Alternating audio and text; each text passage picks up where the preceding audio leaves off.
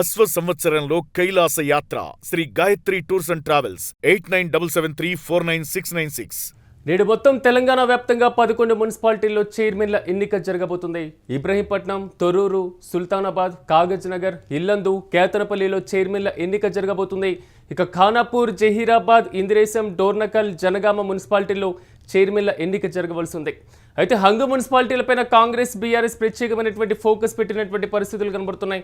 ఈ నేపథ్యంలో ప్రత్యేకంగా ఇన్ఛార్జీలను కూడా నియమించారు పీసీసీ చీఫ్తో పాటుగా మాజీ మంత్రి కేటీఆర్. అంటే ఒక రకంగా చెప్పుకోవాలంటే బీఆర్ఎస్, కాంగ్రెస్ పార్టీ ప్రతిష్టాత్మకంగా తీసుకున్నటువంటి ఈ ఎన్నికల్లో నిన్నటి వరకు జరిగినటువంటి ఏదైతే ఎన్నికలు ఉన్నాయో మిగిలిన చోట కొన్ని చోట్ల హంగు ఏర్పడినటువంటి నేపథ్యంలో ఆ హంగు మున్సిపాలిటీలపైనే ప్రత్యేకమైనటువంటి ఫోకస్లు పెట్టినటువంటి సిచ్యువేషన్. ఈ నేపథ్యంలో నూతనంగా అంటే సర్పంచులు పూర్తి స్థాయిలో కౌన్సిలర్గా ఎన్నికైనటువంటి వారు ఎవరైతే ఉన్నారో వారిని పూర్తి స్థాయిలో తీసుకోవడం, దీని తర్వాత వారికి అందుబాటులో ఉండేటువంటి వారి స్వతంత్రుల మద్దతు తీసుకోవడం, ఇలాంటి చర్చలతోనే నిన్న మొత్తం గడిచినటువంటి పరిస్థితి. ఇదే అంశానికి సంబంధించి మరింత సమాచారం మా ప్రతినిధి క్రాంతి అందిస్తారు. క్రాంతి, చెప్పండి, ఈరోజు మొత్తం 11 మున్సిపాలిటీల్లో ఎన్నిక జరగబోతున్నటువంటి పరిస్థితి కనబడుతుంది.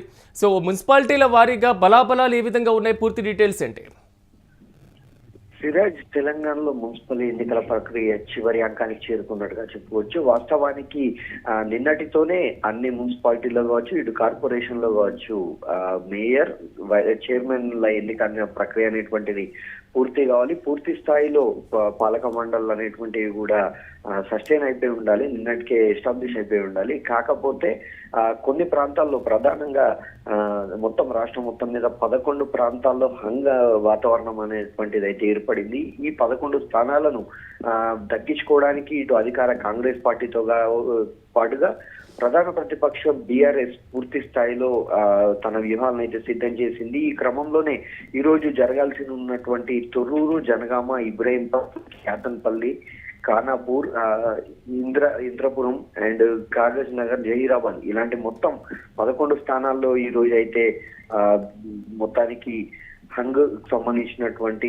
మున్సిపాలిటీలకు సంబంధించినటువంటి చైర్మన్ ప్రక్రియ అనేటువంటిది జరగాల్సి ఉంది. ఈ క్రమంలోనే ఈ మొత్తం 11 స్థానాలను కైవసం చేసుకోవడానికి ఇటు ఇరు పార్టీలు కూడా చాలా పెద్ద మొత్తంలో మోహరింపులు అనేటువంటి వ్యూహాలను అయితే పదును పెడుతున్నాయి. ప్రధానంగా కాంగ్రెస్ పార్టీకి సంబంధించి నిన్న 8 మున్సిపాలిటీలకు గాను అందరినీ కూడా ఎంపీ, మంత్రుల స్థాయిలో, ఎమ్మెల్యేల స్థాయిలో అబ్జర్వర్లను నియమించింది. ఇన్ఛార్జి బాధ్యతలను ఇమీడియట్ ఎఫెక్ట్ అంటూ ఆయన ప్రత్యేకంగా పీసీసీ చీఫ్ మహేష్ కుమార్ గౌడ్ ఒక ప్రకటన అయితే, ఆర్డర్స్ ని అయితే ఇష్యూ చేశారు. ఇటు సమాంతరంగా కాంగ్రెస్ పార్టీ వ్యూహాలకు చెక్ పెడుతూ ఖచ్చితంగా ఆ 11 స్థానాల్లో పాగా వేసేందుకు బీఆర్ఎస్ కూడా పెద్ద ఎత్తున వ్యూహాలను పన్నుతుంది. ఇందులో భాగంగా పార్టీ వర్కింగ్ ప్రెసిడెంట్ కేటీఆర్ ప్రతి నియోజకవర్గానికి, ప్రతి మున్సిపల్ స్థానానికి కూడా మాజీ మంత్రులను, ప్రస్తుతం ఆయా ప్రాంతాల్లో ఉన్నటువంటి ఎమ్మెల్యేలను వీళ్ళందరినీ కూడా, అలాగే పార్టీ సీనియర్ నేతలను వీళ్ళందరికీ కూడా ఇన్ఛార్జ్ బాధ్యతలు అప్పగించారు.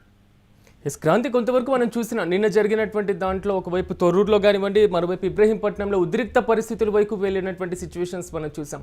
ఇలాంటి నేపథ్యంలో రెండు పార్టీలు కూడా ఈ హంగ మున్సిపాలిటీల కైవసం వైపు అడుగులు వేస్తే ప్రధానంగా స్వతంత్రుల్ని, ఎక్స్ అఫీషియో ఓటు, వీటిని బేస్ చేసుకొని వారు ముందుకు వెళ్తున్నారు అనుకోవచ్చా? నిజానికి నిన్న తొర్రూరు కావచ్చు, జనగామ కావచ్చు, ఇబ్రహీంపట్నం ఇలాంటి మొత్తం ప్రతి ఏరియాలో కూడా కాస్త ఒక ఉద్రిక్త వాతావరణం, హైటెన్షన్ వాతావరణం ఏర్పడిన నేపథ్యంలో అనేటువంటిది సాగలేదు. ఈ రోజుకు వాయిదా పడింది.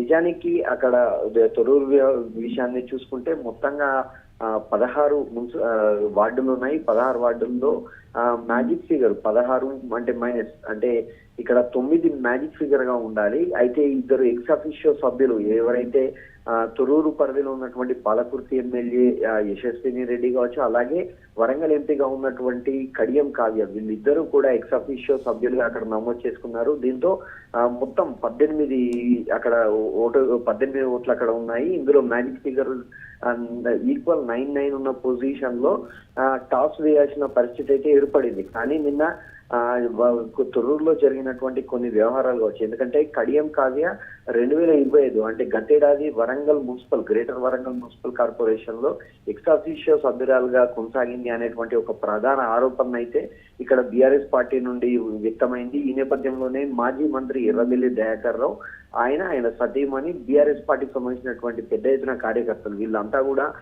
నిన్న మున్సిపల్ కార్యాలయానికి చేరుకోవడం, అక్కడ ఉన్నటువంటి ఆర్డీఓను కావచ్చు, కమిషనర్ కావచ్చు, కడియం కావ్య పైన ఫిర్యాదు చేయడం, ఇదంతా కూడా ఎపిసోడ్. దీనికి సంబంధించి వీళ్ళ కౌంటర్ గా కాంగ్రెస్ పార్టీకి సంబంధించినటువంటి యశస్విని రెడ్డికి సంబంధించినటువంటి అనుచరులు ప్రధానంగా ఇక్కడ కాంగ్రెస్ పార్టీ సీనియర్ నేతగా ఉన్నటువంటి ఝాన్సీ యశస్విని రెడ్డి అత్త ఝాన్సీ ఎవరైతే ఉన్నారో ఆమెకు సంబంధించినటువంటి కాంగ్రెస్ పార్టీ కార్యకర్తలు వీళ్ళంతా కూడా రావడంతో ఒక్కసారిగా అక్కడ ఉద్రిక్త వాతావరణం ఏర్పడింది, హైటెన్షన్ నెలకొంది. ఈ నేపథ్యంలోనే ఎన్నిక వాయిదా జరిగింది. అలాగే కొన్ని ప్లేస్లలో అంటే కొన్ని మున్సిపాలిటీలో మనం చూసుకున్నప్పుడు కోరం లేక కూడా వాయిదా పడినటువంటి పరిస్థితులు కనబడుతున్నాయి. సో ఈ 11 మున్సిపాలిటీస్ లో ఈ రోజు ఫైనల్ కి వచ్చేస్తే మాత్రం మున్సిపల్ ఎన్నికల పోలింగ్ అదే విధంగా counting at the same time మీరు అన్నట్లుగా చైర్మన్ల ఎన్నికతో ప్రాసెస్ మొత్తం పూర్తయినట్లు భావించవచ్చా? నిజానికి ఈ 11 స్థానాల్లో ఈ రోజు అయితే ఎలక్షన్ జరగనున్నటువంటి 11 స్థానాల్లో కూడా ఏ పార్టీకి స్పష్టమైన మెజార్టీ రాని నేపథ్యంలో ఉన్నటువంటి ఇండిపెండెంట్లు అలాగే ఇతర పార్టీల్లో ఉన్నటువంటి కొంతమంది కౌన్సిలర్లను తమ వైపు తిప్పుకోవడం కోసం ఇటు రాజకీయ ఎత్తులు, అందులో భాగంగా తాయిలాలు, కొన్ని ప్రాంతాల్లో బెదిరింపులు, కిడ్నాప్లు జరిగినటువంటి వ్యవహారంగా కూడా ఉంది. మొత్తం ఎపిసోడ్ కూడా ఈ రోజు ఈవినింగ్ వరకు స్థిరపడే అవకాశం ఉంది. ఎందుకంటే ఇప్పటి వరకు కొన్ని ప్రాంతాల్లో కౌన్సిలర్ మిస్ అయినట్టు, కిడ్నాప్ అయినట్టుగా కూడా ఆరోపణలు ఉన్నాయి. వీరిని ఎలాగైనా ఈ రోజు ఎలక్షన్ ప్రక్రియలో భాగం చేయాలనే ఉద్దేశంతో ఇటు పోలీస్ శాఖ కూడా ఉమ్మడిగా అందరికీ కూడా ఒక ఫుల్ ప్రొటెక్షన్ ద్వారా సభ్యులందరినీ మున్సిపల్ కార్యాలయాలకు చేర్చడం, ప్రమాణ స్వీకారం అనంతరం ఈ రోజు ఎలక్షన్స్ ప్రక్రియ అనేటువంటిది ఫినిష్ చేయడం అనేటువంటిది ఖచ్చితంగా జరిగే అవకాశాలు అయితే ఉన్నాయి. Right Kranthi, thank you. మొత్తం మీద తెలంగాణలో ఈ రోజు 11 మున్సిపాలిటీల్లో చైర్మన్ ఎన్నిక జరగబోతుంది. ప్రధానంగా ఇబ్రహీంపట్నం, తొర్రూరు, సుల్తానాబాద్, కాగజ్ నగర్, ఇల్లందు, కేతనపల్లిలో చైర్మన్ల ఎన్నిక జరగబోతుంది. ఇక హంగు మున్సిపాలిటీలపైన కాంగ్రెస్, బీఆర్ఎస్ ప్రత్యేకమైనటువంటి ఫోకస్ పెట్టాయి. నిన్నటి వరకు హంగు మున్సిపాలిటీల వైపు మాత్రం అడుగులు వేసినటువంటి సిచ్యువేషన్లో స్వతంత్ర అభ్యర్థులతో పాటుగా పార్టీ రెబల్స్ పోటీ చేసి గెలుపొందినటువంటి కౌన్సిలర్లను, కార్పొరేటర్లను తమ వైపు తిప్పుకునేటువంటి ప్రయత్నాల్లో మాత్రం ప్రధాన పార్టీలు ముందులో ఉన్నటువంటి సిచ్యువేషన్. ఈ నేపథ్యంలోనే ప్రత్యేకంగా ఇన్ఛార్జీలను కూడా నియమించారు పీసీసీ చీఫ్ మహేష్ కుమార్ గారు. At the same time BRS పార్టీకి సంబంధించినటువంటి వర్కింగ్ ప్రెసిడెంట్ మాజీ మంత్రి కేటీఆర్ కూడా రంగంలోకి దిగినట్లుగా తెలుస్తుంది. పార్టీ నుంచి ప్రత్యేకమైనటువంటి ఇన్ఛార్జీలు నియమించారు.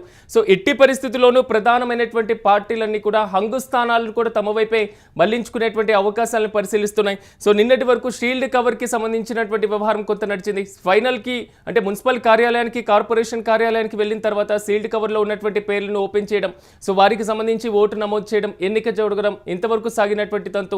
కొన్ని ప్రాంతాల్లో ఉద్రిక్త పరిస్థితుల వైపు కూడా అడుగులు వేసినటువంటి పరిస్థితి.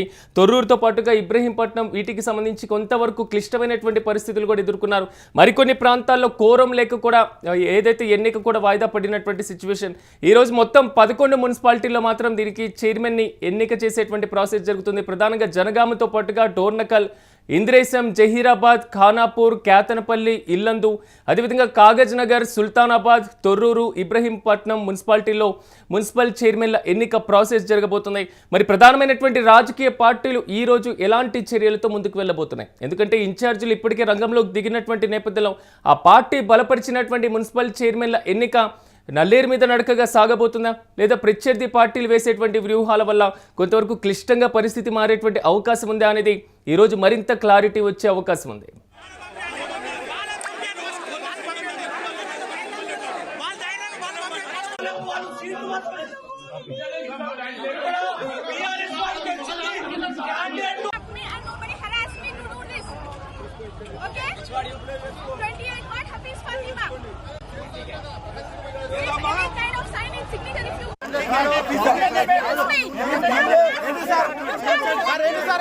రండి మేడం, రండి, పేరు చెప్పండి మేడం.